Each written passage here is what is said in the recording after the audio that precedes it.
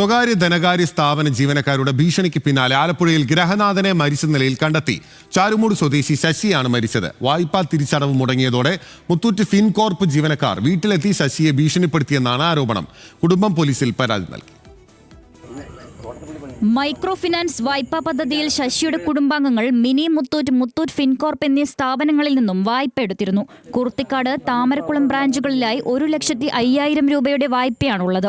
തിരിച്ചടവിന്റെ ഒരു ഗഡു മുടങ്ങിയതിനാണ് ഭീഷണിയുമായി ഉദ്യോഗസ്ഥർ വീട്ടിലെത്തുന്നത്.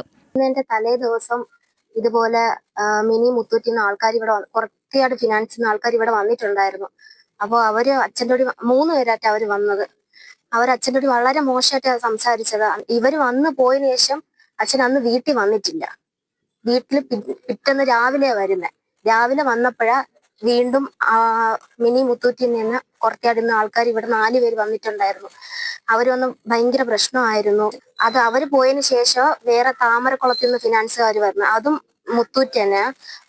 അവരും വന്നിട്ട് അവര് 3 പേരുണ്ടായിരുന്നു. അവരും ഇതേപോലെ തന്നെ അച്ഛനോട് മോശമായിട്ട് സംസാരിക്കുകയും ബഹളമൊക്കെ ഉണ്ടാക്കിയായിരുന്നു. താമരക്കുളം ശാഖയിൽ നിന്നുള്ള ഉദ്യോഗസ്ഥർ ഇന്നലെ വൈകിട്ട് വീട്ടിലെത്തി ശശിയെ ഭീഷണിപ്പെടുത്തുകയും തടഞ്ഞു വയ്ക്കുകയും ചെയ്തു. തുടർന്ന് ബാങ്ക് ഉദ്യോഗസ്ഥർ വീട്ടിൽ തുടരുമ്പോഴാണ് ശശിയുടെ ആത്മഹത്യാശ്രമം. ബാങ്ക് ജീവനക്കാരുടെ ഭീഷണിയിൽ ശശി കടുത്ത മാനസിക സമ്മർദ്ദത്തിലായിരുന്നുവെന്ന് കുടുംബാംഗങ്ങൾ പറയുന്നു. ഫിനാൻസിൽ നിന്ന് ലോൺ എടുത്തിട്ടുണ്ടായിരുന്നു. അവർ രാവിലെ തൊട്ട് ഉച്ച വരെ വന്നിരുന്ന് ശല്യം ചെയ്തു. അത് കഴിഞ്ഞ് പാപ്പച്ചുമുത്തൂറ്റിയിൽ താമരക്കുളം പാപ്പച്ചുമുത്തൂറ്റിയിലും ഗോവാക്കാവ് ക്ലൈമാക്സിൽ നിന്നും ലോൺ എടുത്തിട്ടുണ്ട്. അവർ ആ ഹോസ്പിറ്റലിലും വന്ന് കാണുന്ന ബഹളമായിരുന്നു.